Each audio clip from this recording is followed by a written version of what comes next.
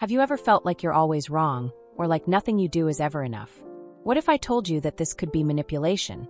In today's video, we'll reveal 13 secret tactics that manipulators use to control their relationships, and you may not even realize it. These strategies might be sabotaging your happiness and even your peace of mind without you noticing. And the worst part, you could be so immersed in it that you don't even know how to get out. I'll show you how to identify these signs, what to do to protect yourself, and most importantly, how to take back control of your emotional life. So, if you've ever felt manipulated or simply want to learn how to protect your relationship, stay until the end because you won't want to miss this information. Let's get started. Imagine you're in a relationship where you constantly feel like you have to prove something to the other person, but it never seems to be enough. Manipulative relationships have exactly this effect. They drain your emotional and mental energy, leaving you confused, insecure, and often guilty about things that aren't even your responsibility. It's like trying to fill a bucket with a hole in it. No matter how hard you try, it will never be enough to satisfy the other person. Manipulation rarely starts in an obvious way. It's subtle, like a web forming around you without you noticing. A manipulator might use gestures of concern to disguise controlling intentions. For example, a partner might say, "I just want what's best for you, but I don't think you should hang out with those friends," while in reality they're isolating you. Or that friend who insists, "If you really cared about me, you'd do this for me," planting the idea that any boundary you try to set is selfish. These relationships create a devastating emotional cycle. At first, you may even feel special or valued because manipulators often use compliments and attention as bait.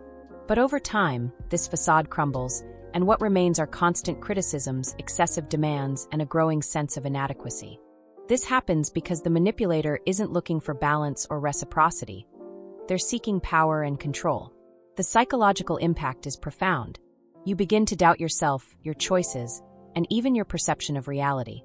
This phenomenon is known as gaslighting, when the manipulator distorts the facts to make you question your sanity. A typical example would be something like, "I never said that. You must be making things up again." Slowly, you start to believe you're exaggerating or being too sensitive. What makes these relationships so hard to break is the emotional bond that forms, often based on promises of love, friendship, or loyalty. You might feel that if you try to leave, you're betraying the other person or giving up on something you should fix. But the truth is, healthy relationships don't leave you emotionally drained or constantly insecure.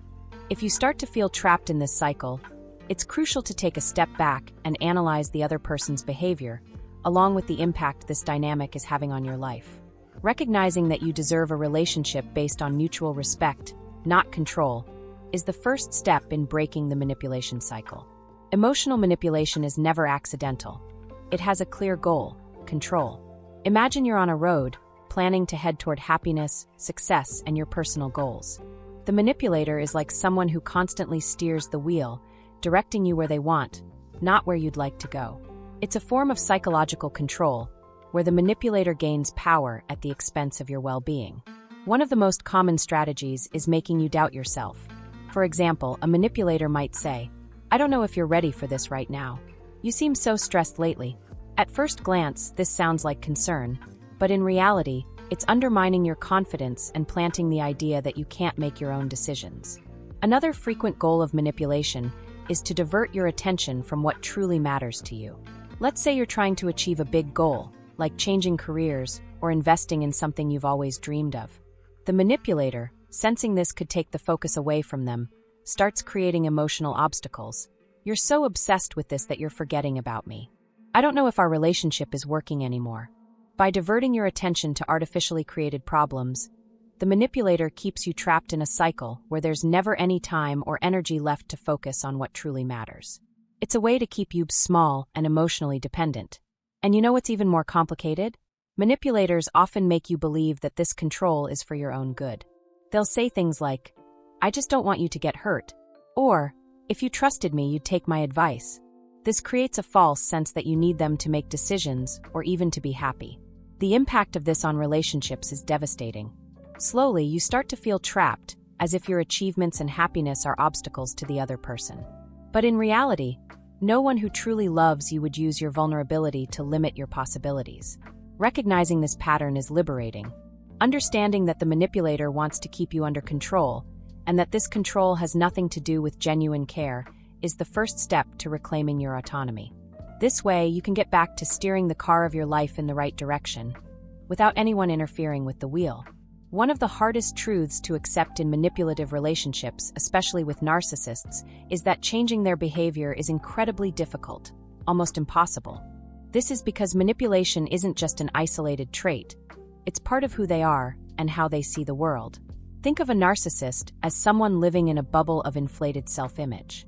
To keep this bubble intact, they avoid any criticism, refuse to take responsibility, and use the people around them as a mirror that only reflects what they want to see. The problem? This bubble is extremely fragile.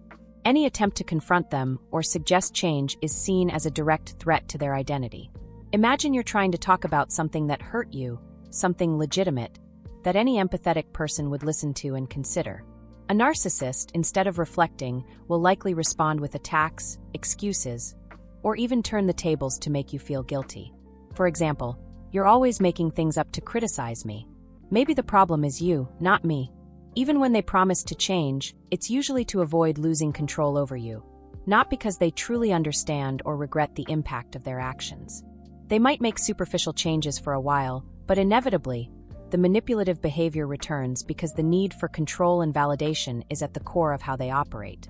What makes this even more challenging is the natural desire to want to help or save the other person, especially when love is involved. You might think, if I explain better, maybe they'll understand. Or, maybe I'm not trying the right way.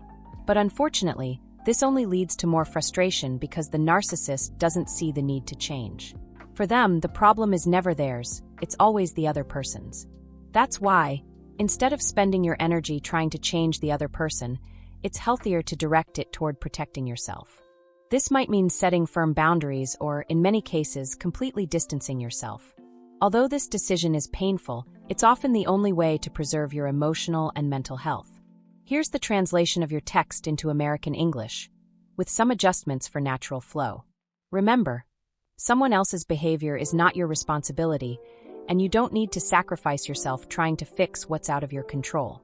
Change is a choice that only the person themselves can make. And unfortunately, many narcissists aren't willing to make that choice. Now imagine that the manipulator or narcissist in question is someone very close to you, a partner, a parent, a sibling. In these cases, stepping away isn't as simple as just cutting contact. There's a complex mix of emotional ties, dependencies, and even responsibilities that make the process of distancing yourself much more challenging. For example, if the manipulator is a romantic partner, you might feel torn between wanting to preserve the relationship and needing to protect your own emotional health.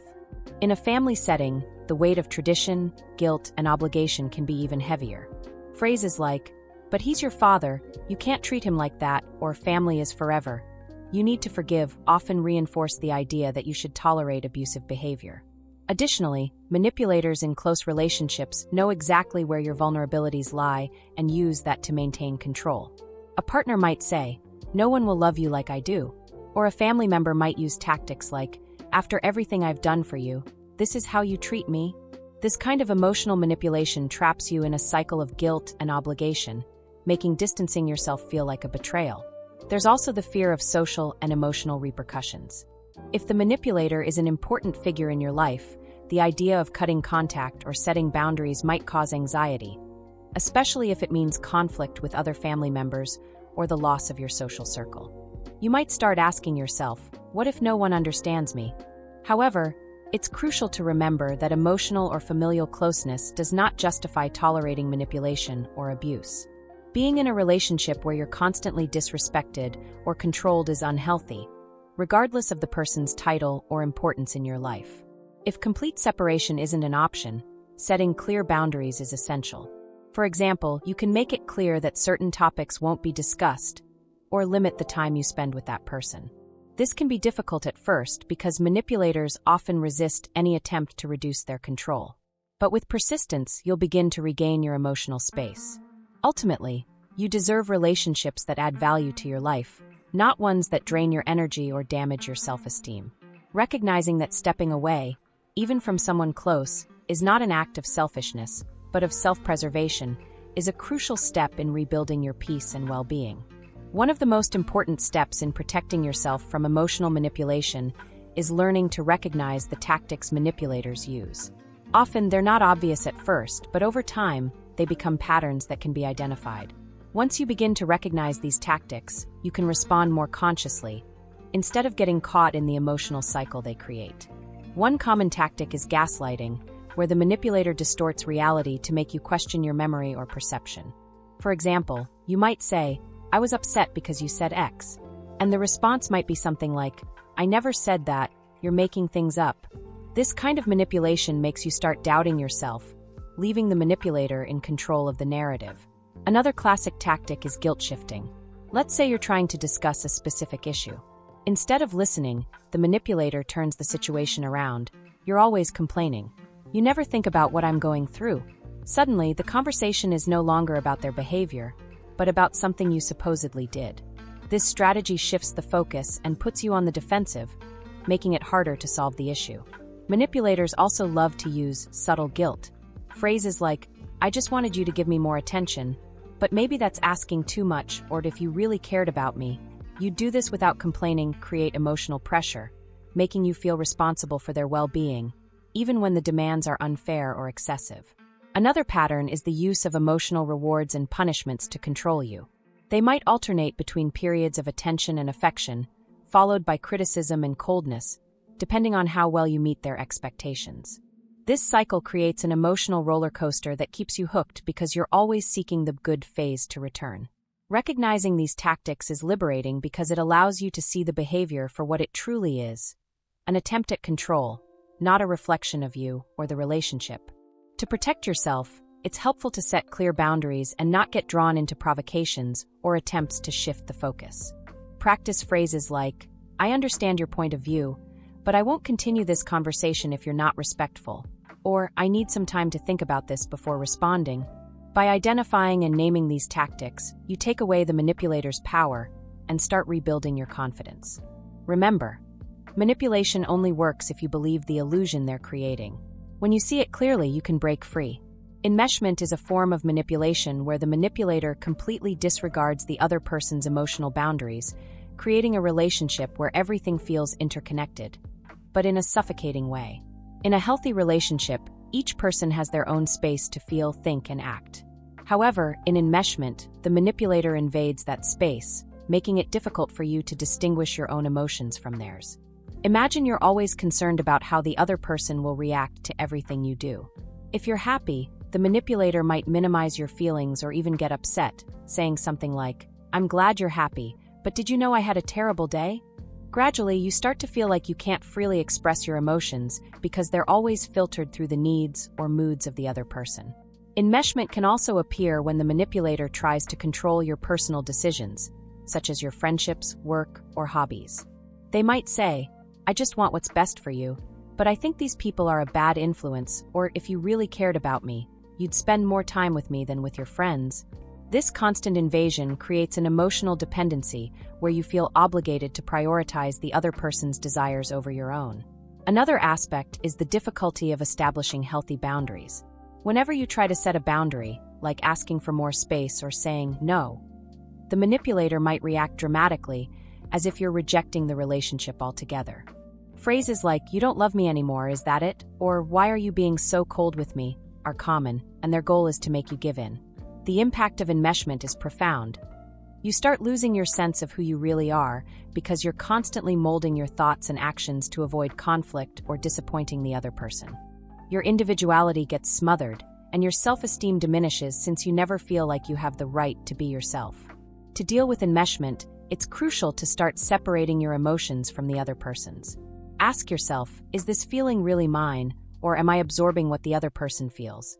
Practice small acts of autonomy, like setting aside time to do something you enjoy, even if the manipulator tries to downplay it.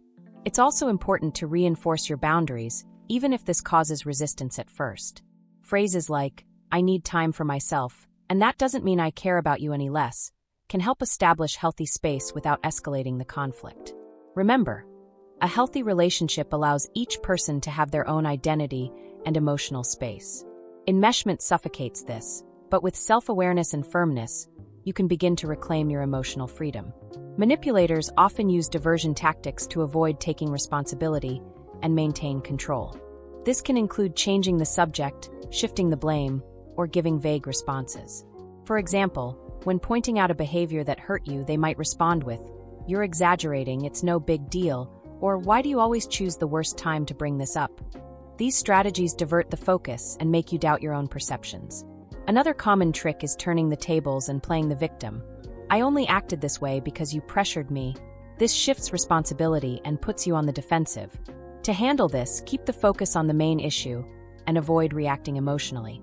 Use phrases like, "I understand, but getting back to what I mentioned earlier," or "I still need to resolve this issue." By recognizing these tactics, you prevent manipulation and regain control of the conversation. Amplification is a tactic where the manipulator exaggerates someone's flaws and ignores or minimizes their successes. They might focus on a small mistake, making it seem huge, while dismissing any of your achievements. For example, if you make a simple mistake, the manipulator might say, "See, you never do anything right." But when you do something good, their response could be, "That's the least you could do." This tactic aims to undermine your self-confidence and keep you in an inferior position. By focusing on your faults, the manipulator tries to divert your attention from your strengths and accomplishments. This weakens your self-esteem, creating an environment of insecurity and emotional dependence. To deal with this, it's important to recognize that mistakes are part of the learning process and not a reflection of your worth. Reinforce your self-esteem by celebrating your victories, big or small, and don't let others distort the reality. Manipulators often create emotional barriers to divert attention from their own mistakes or failures. They manipulate other people's emotions to prevent you from focusing on what really matters, making you feel guilty or responsible for their feelings. For example, if you point out a harmful behavior, they might respond with something like, "Look what you make me feel. I can't live like this anymore." This manipulation creates an environment where your emotions are devalued. The manipulator makes you feel responsible for their emotional pain, distracting you from the need to resolve the real issue. This puts you in a position of extreme vulnerability, where instead of seeking solutions, you feel guilty. To handle this, it's essential to recognize these tactics and not let yourself be consumed by the imposed guilt. Remember that someone else's emotions are not your responsibility, especially when their behavior is being manipulated to destabilize you. Setting clear and firm boundaries helps protect your emotional well-being. Shame is one of the cruelest tactics used by manipulators to maintain emotional control over another person. They often try to make you feel inadequate, inferior, or unworthy by attacking your dignity. For example, if you make a mistake or show vulnerability, the manipulator might say, "You're so pathetic for doing that. I don't know how you think anyone will support you." This type of comment aims to make you feel ashamed of yourself, weakening your self-confidence and making you more susceptible to control. This strategy may also involve more subtle attacks, like sarcasm or veiled criticism, which undermine your self-esteem. The goal is to create an environment where you begin to question your own value, making it easier for the manipulator to continue acting abusively. To deal with this, it's important to recognize that the shame the manipulator tries to impose is not yours, but theirs. Don't let their words define who you are. Reinforce your self-worth, remember your qualities, and don't let yourself be affected by the manipulator's need to belittle you. Shame is a weapon, but you can protect yourself by recognizing your true value. Infantilization is a tactic used by manipulators to devalue another person's emotional maturity by treating them as if they're incapable of making decisions on their own. They often treat you like a child, ridiculing your opinions and feelings, or making you doubt your ability to handle adult life. For example, a manipulator might say, "You don't understand any of this, let me take care of it for you," or "You're not ready to handle this, let me take charge." This strategy aims to create a power dynamic where the manipulator positions themselves as the authoritative figure and the other person as incapable. This can make you start questioning your own abilities and confidence, creating emotional dependency on the manipulator. To combat infantilization, it's essential to reaffirm your autonomy and not allow the manipulator to treat you as inferior. Remember that you are fully capable of making your own decisions and that your feelings and opinions deserve to be respected. Setting clear and firm boundaries helps protect your emotional independence. Rationalization is a manipulative tactic where the manipulator tries to justify their inappropriate behavior often with lies or excuses. When confronted about their actions, they may make up stories or distort the facts to avoid taking responsibility. For example, if the manipulator hurt your feelings, they might respond with, "I did this because you left me no choice," or "I was just trying to help you, but you don't understand." The goal of rationalization is to create a logical explanation for behaviors that have no justification.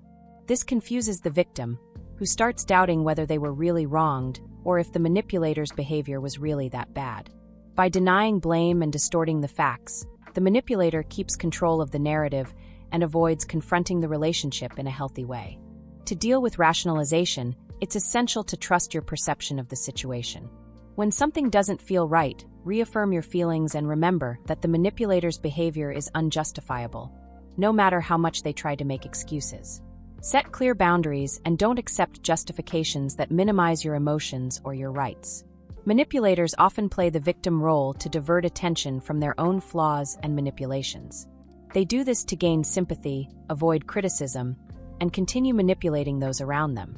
For example, if you confront them about something they've done wrong, they might respond with something like, "You have no idea how much this hurt me. Everyone's against me," or "I'm always the one at fault, no matter what I do." By positioning themselves as the victim, the manipulator seeks to absolve themselves of responsibility while shifting the blame to others, or even you. This behavior creates confusion, as it diverts attention from the abusive or problematic behavior to the difficulties the manipulator is facing, making you feel guilty for pointing out their mistakes. This victim role can also be used to manipulate more people around them, making others feel sorry for the manipulator and seeing you as the villain. This isolates the victim in the relationship and strengthens the manipulator's position. To deal with this tactic, it's important to stay focused on what's really happening and not be swayed by the manipulator's victim narrative. Don't take the blame for their behavior, and remember that they are always responsible for their actions, no matter the dramatization. By recognizing this strategy, you can set clearer boundaries and make more assertive decisions. So, what do you think about these manipulative tactics? Have you ever experienced or noticed something like this in your relationships? I'd love to hear your thoughts. Leave your comment below. I can't wait to read and interact with you.